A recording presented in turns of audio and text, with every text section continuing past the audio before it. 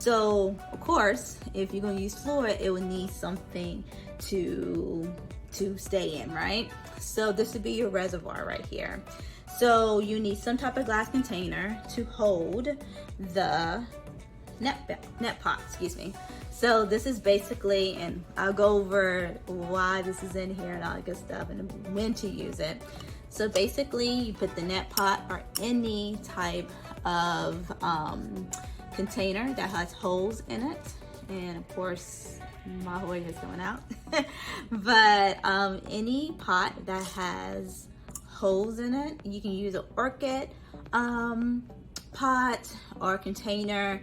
You can actually put holes in your container. I've seen people just take like a takeout plastic container or any type of plastic container and just basically poke holes in it, right? So you don't have to necessarily have a net pot. It's just, you know, the design of the container that matters. And as long as there's holes in it, you can use it as a net pot, and that you have another container depending on what you're doing. So if you do need a net pot, you need a container, a reservoir. So basically it's gonna be a reservoir for all your liquid. That's where the plants get their nutrients, and you just stick it in here, bam, that's all you need. So as long as you have some type of container with holes and it's smaller than your reservoir container and it fits in and is able to get the fluid and nutrients that's in here, you're good to go. A different process in transitioning plants with soil roots to LECA. So I'm gonna talk about that first, and then there's a difference between transitioning water propagated plants or cuttings to LECA. All right, so to take those two things in account of where is a plant currently and what is the growing atmosphere environment that the plant has already been accustomed to, and how to transition into LECA. So with that being said, when I am transitioning soil roots to LECA, I use Super Thrive, which I discussed in the first video. So Super Thrive is just a vitamin solution. It is not nutrients, okay? This is just used to help the plant transition and get used to and have some type of resources to, you know, help it transition to LECA. So as you can see, this is my compacta, variegated compacta, and I have been transitioning this to LECA. So it has soil roots, and so as you can see, it has a little reservoir. I'm going to talk about that later on, but it has a little reservoir, and as you can see, there's a root coming down. So basically, I utilize the Super Thrive, and I take like a capful and just mix it in some gallon water. And so when I first transition the plant to LECA with the soil roots, let me actually give you this, show you this right here. This is a Hoya and it has soil roots. I put this in here and I pour the gallon water, not all the gallon water, but I pour some of the water that has the Super Thrive in this, and just pour it in here and let it come down to the reservoir.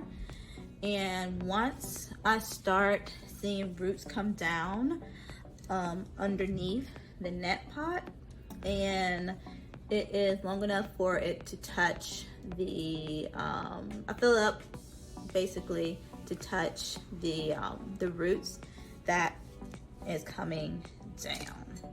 So as you can see, the roots coming down. So probably in a few more weeks, I will change the water in here to nutrient water, which is the Dynagrow. And I'll talk about that a little bit more in just a few. But that's my signal for me to change the water to nutrient water instead of Super Thrive water. So with that being said, that is the method, or that's the reason why I use Super Thrive. I will talk about the method of how I transition soil roots to LECA, but that's the reason why I use Super Thrive. Now, going back to the second method, if you're water propagating your plants like this, so I'm going to actually transition this to LECA. These were cuttings, and so of course, as we know, when you put cuttings, it starts to root, right? I don't have to use Super Thrive for this because I'm not helping the plant transition to like a complete different environment. So just think about a plant growing in soil. It's a different environment than growing in LECA, right? It is not fluid based. That's like it's more of a matter type of thing. It's not like a fluid or anything. So with that being said, if you transition this soil root directly into water, like you water propagate like this, it's not gonna like it, right? It's not going to transition. So I just wait, as you saw, until the roots come down and it starts being water roots.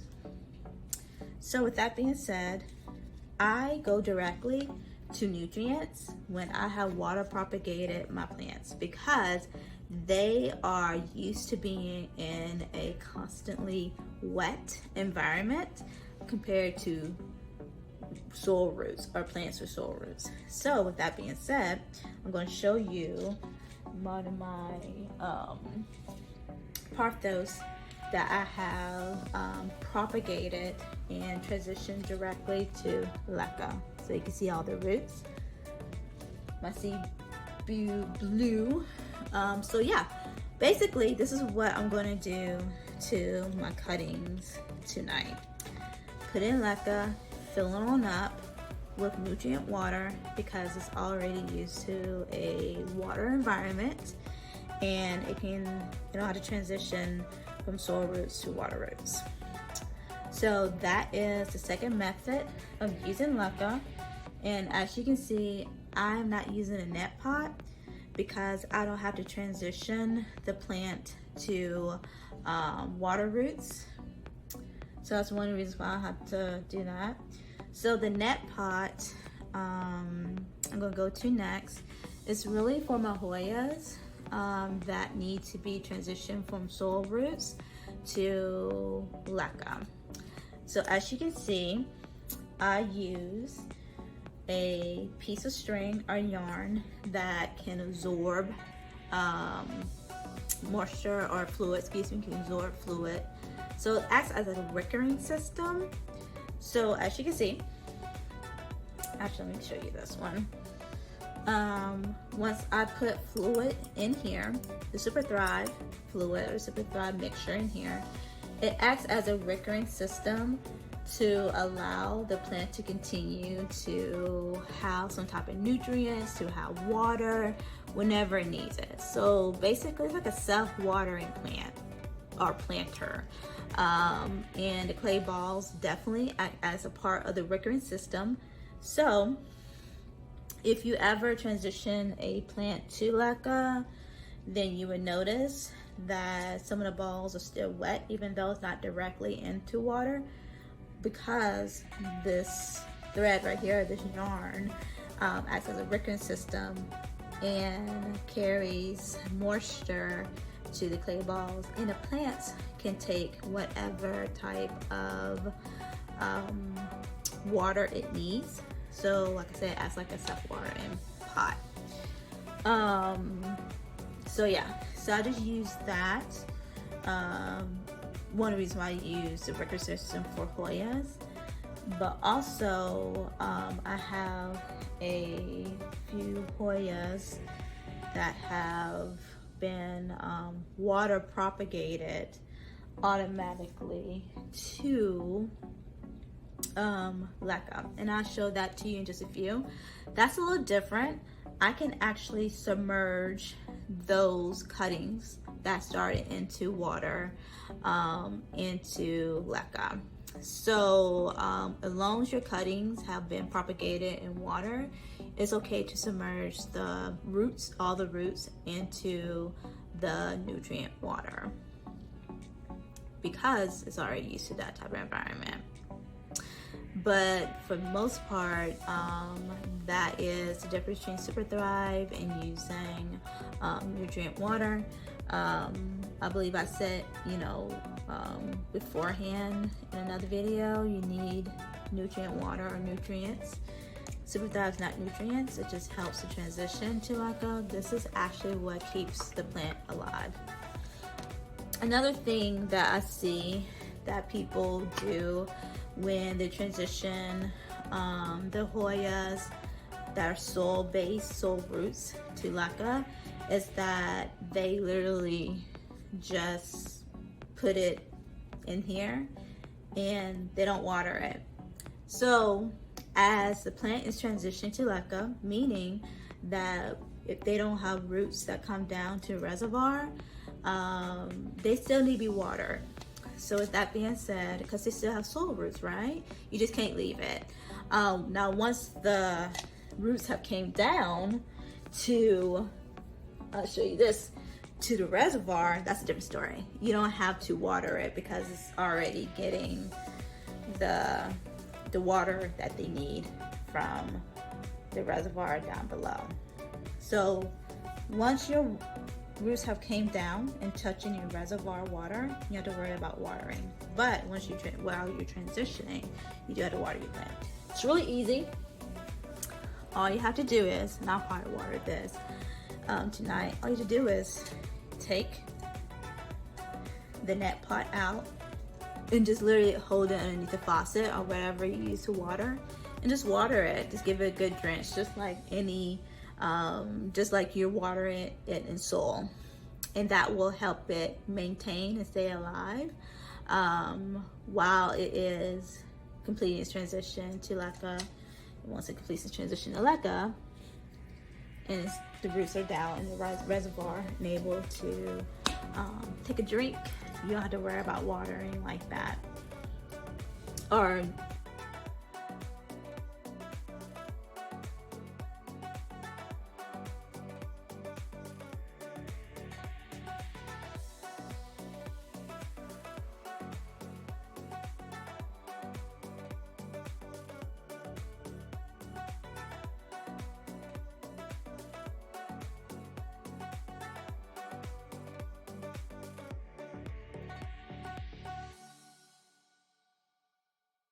benefits of LECA is that it's not a breeding ground for nets. We love our nets in the plant community, don't we? But anyway, it's not going to be the ideal place for nets to lay their eggs and thrive. So it's one of the benefits of it. For me, I've seen a huge decrease in my home with using LECA. Another benefit is it's less mess. So as you can see right here, the clay balls, I can literally just drop all of this.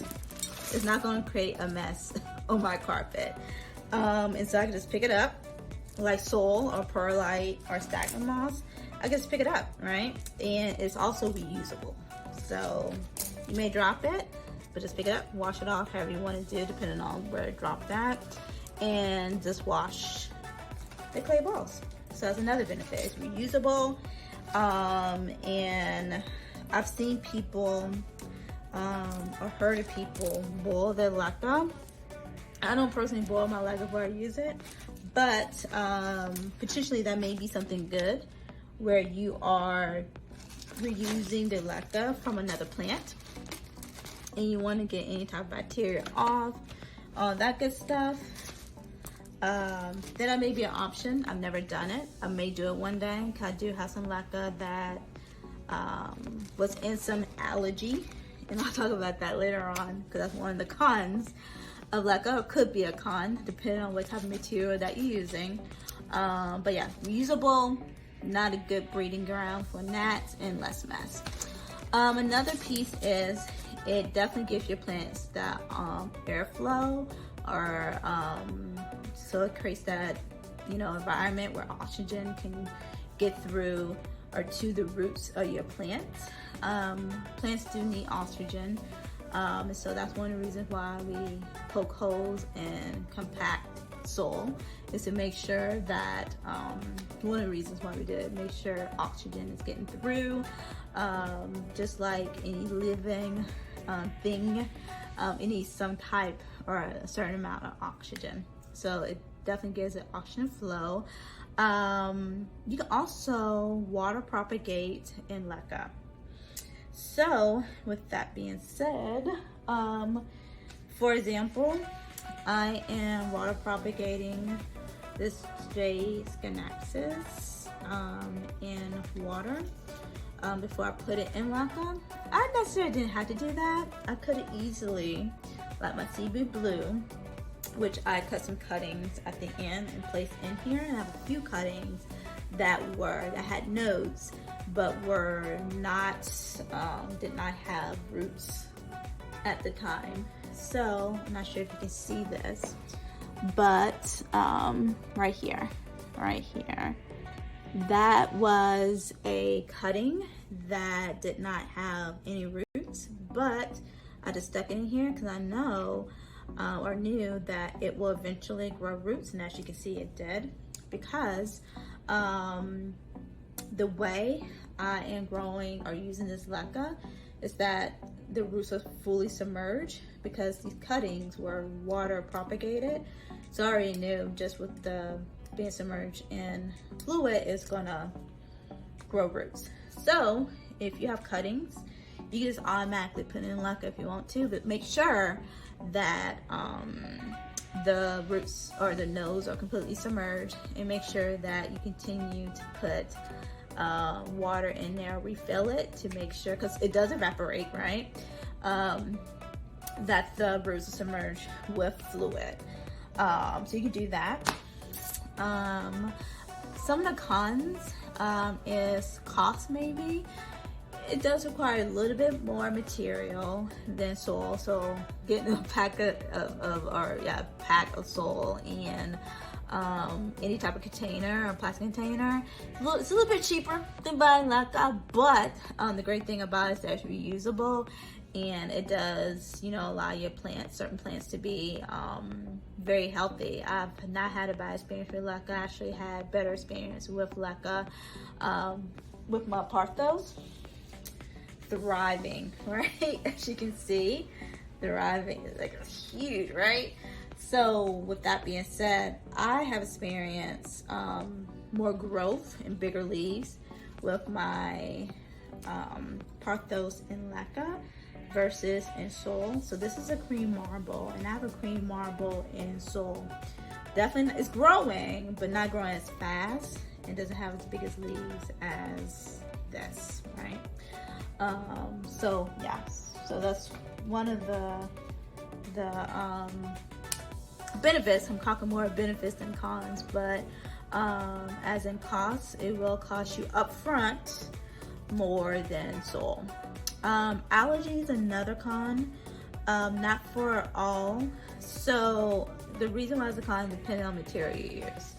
So it's Mahoya, of course I have it in a glass container. As you see, it's very green because algae in it. That's a con. So if you use containers that are clear, this is a great breeding ground for algae, because algae is exposed to sunlight. And when algae is exposed to sunlight, it spreads like wildfire, y'all. It spreads. So if you're able to, and one day I will transition all of my clear containers to containers that are they're not clear, and algae cannot prosper and produce.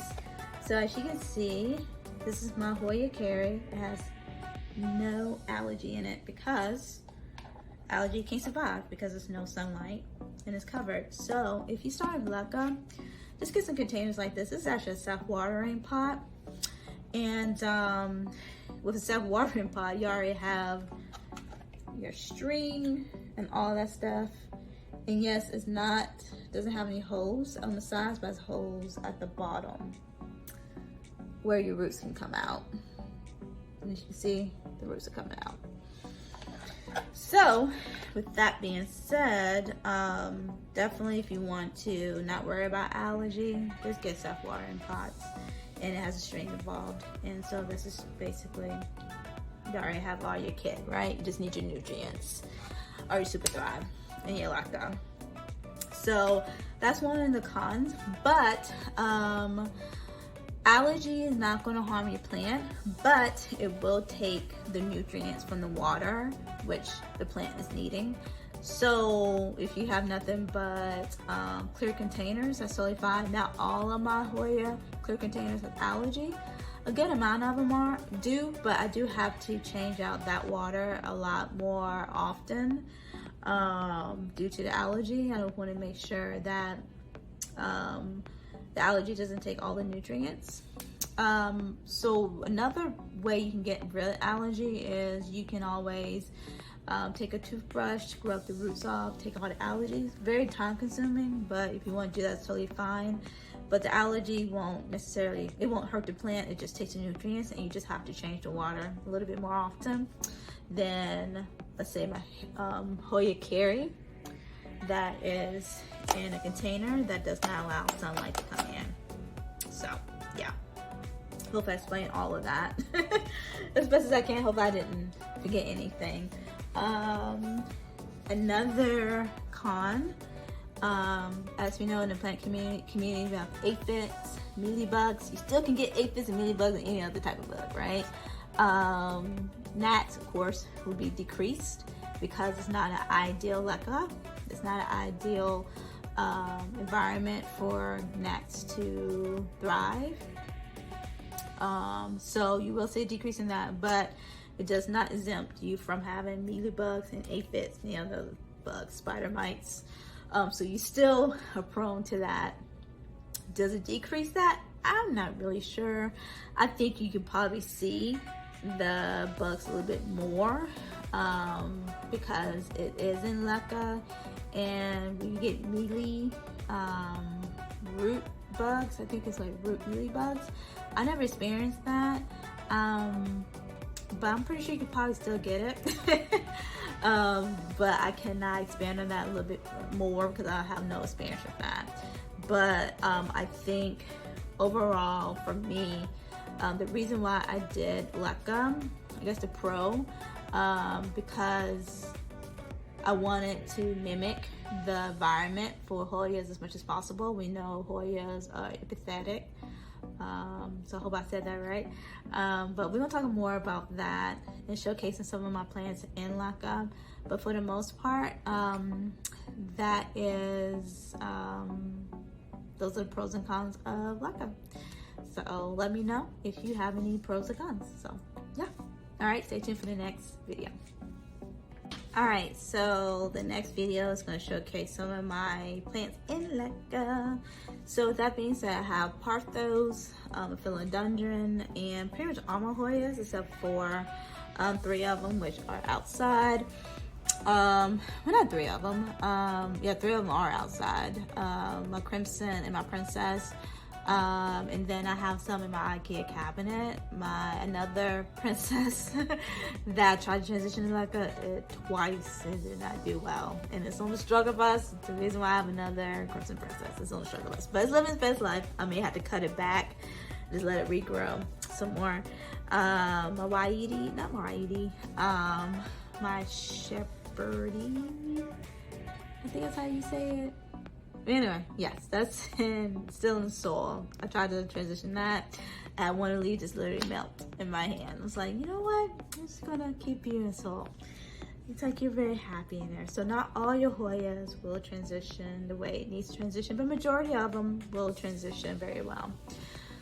So with that being said, I'm going to show you my pubic calyx. I have a hard time saying that word sometimes, but anyway, this is one that transition has grown so much in LECA. I like doing this. So grown so much in LECA. As you can see, I did do the wickering method for this, but as you can see, I took out the thread because I didn't need it anymore because the roots have came down, submerged down in a reservoir, and it is good to go. So it's getting all the watering and all the nutrients like it would get from regular soil from the reservoir, like a 2-in-1. I never have to really water this. I had to flush it sometimes to get any of the salt deposits out of it or off the LECA balls, but every once in a while. But other than that, I just use my nutrients, mix it up in a gallon, you know, bottle or container, mix it together, and just use my watering thing and just put it in there, and it's good to go. So yeah, so that's my pubic calyx, I like saying that. And then I have a big old Parthos. This actually, another reason why LECA is really good is if you have or experiencing root rot, it's a great way to save your plant. So here's my cream marble that I saved from root rot. So I just water propagate it. Like I said in an earlier video, you can water propagate cuttings in LECA directly. You don't have to do the water propagation and then put it in LECA. It's really up to you. You just have to make sure that if you do water propagate in the LECA, that your LECA is always full of liquid, and yeah, the basically don't let your cuttings dry out. So yeah, I have a post about, you know, what this looked like pre-LECA, or you know, when it was transitioned to LECA after water propagation, and it's grown so much. As you can see, it's grown more. And I have two marble queens. One is still in soil. This is the one that experienced root rot, and I put it in here and it's growing like crazy. It grows more and faster and has bigger leaves than the marble queen that is in soil, and they're literally side by side each other on my bookcase. And the difference in growth is like crazy. Another plant that I have in LECA, this was an experiment that I did between soil, perlite, and water propagation. I just got tired of doing this experiment. I'm tired. And so, because my soil propagation was not working. I mean, it was working a little bit, but not as well as water propagation. I'm like, I have proved to myself that water propagation is a lot better for me. So this came from my experiment in the cuttings. And so basically I just put it in here and it's thriving. Neon Parthos is thriving in LECA. And I actually need to put some more liquid in here. But yeah, I'll talk about that more later, about maintenance and all that good stuff. This is a CB Blue. This is, I did, originally it was cuttings. It's like 3 strands, and I put in here, and I just water propagated with roots. And then I know last week I did some more cuttings, cut some of the bottom, water propagated those cuttings. I wanted to have like a fuller plant, and some of the actual cuttings didn't root, and so I knew that my CB Blue, you see that little root right here? Hope you can see it. I think you can see it right there. But anyway, I knew that I just put it in here. I know I had to make sure I constantly have the water level up a certain level to make sure it would continue to water propagate. So you can just put cuttings directly into LECA and water propagate that way. Saves your step. It's really up to you. It doesn't matter. Just make sure you that your cuttings in LECA is constantly covered in water, so it can actually start to root.